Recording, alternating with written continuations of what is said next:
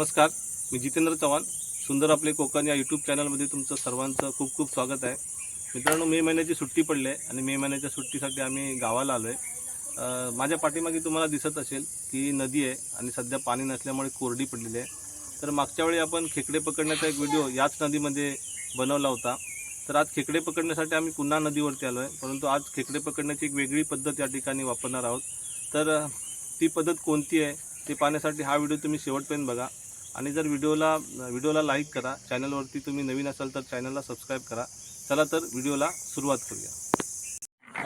आम्ही हातामध्ये दगड घेतलेले आहेत आणि असे दगडांवरती दगड घासून त्याचा जो आवाज होतो त्या आवाजाने खेकडे बाहेर येतात असं आम्ही बऱ्याच वेळा व्हिडिओमधून पाहिलेलं आहे. कारण डोंगर भागामधले जे कडे असतात त्या कड्यामधले खेकडे त्यावेळी असे दगडावरती दगड घासतो त्यावेळी ते छोटे खेकडे बाहेर येतात बिळातून. कारण त्यांना वाटतं की पाणी वाहत आहे आणि त्या आवाजाने ते बाहेर येतात. तर आज आम्ही नदीवरती आलो आहे आणि बऱ्याच वेळापासून नदीवरती मोठे खेकडे याच्यामध्ये बाहेर येतात का ते बघतोय, म्हणून हे घासतोय. बघूया आता. अजूनपर्यंत ही कधी पद्धत वापरली नाही, फर्स्ट टाईम ही पद्धत वापरतो. तर खेकडे मिळतात का बघूया. मागच्या वेळी जो डबे लावून खेकडे पकडले होते त्याच्यामध्ये खूप सारे खेकडे भेटले होते, पण आज ही पद्धत पहिल्याच वेळी आम्ही करतो.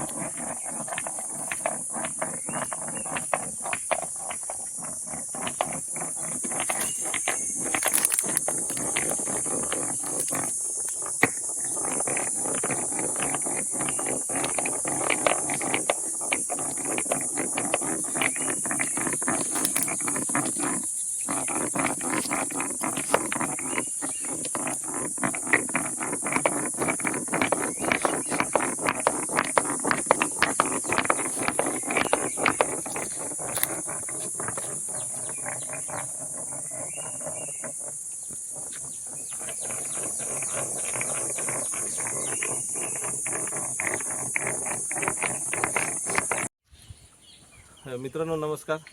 बराच वेळ आम्ही दगडावरती दगड घासले, परंतु आम्हाला काही खेकडे भेटले नाहीत. इथे दगडी खूप मोठ्या मोठ्या आहेत, त्याच्यामुळे खेकडे त्या दगडीच्या इथून बाहेर यायचे, परंतु आम्ही ज्यावेळी तिने पकडायला जायचो त्यावेळी ते पूर्ण बाहेर येत नव्हते, थोडेसे आतमध्ये निघून जायचे. दगडी खूप मोठ्या असल्यामुळे आम्हाला त्या पलटी करता येत नव्हत्या, त्याच्यामुळे खेकडे यायचे आणि पुन्हा आतमध्ये जायचे. त्याच्यामुळे हा जो आम्ही प्रयत्न केला होता खेकडे पकडण्याचा हा काय आमचा यशस्वी झाला नाही. परंतु ठीक आहे, पुन्हा एका नवीन व्हिडिओचं असंच भेटू. तोपर्यंत बाय बाय, धन्यवाद.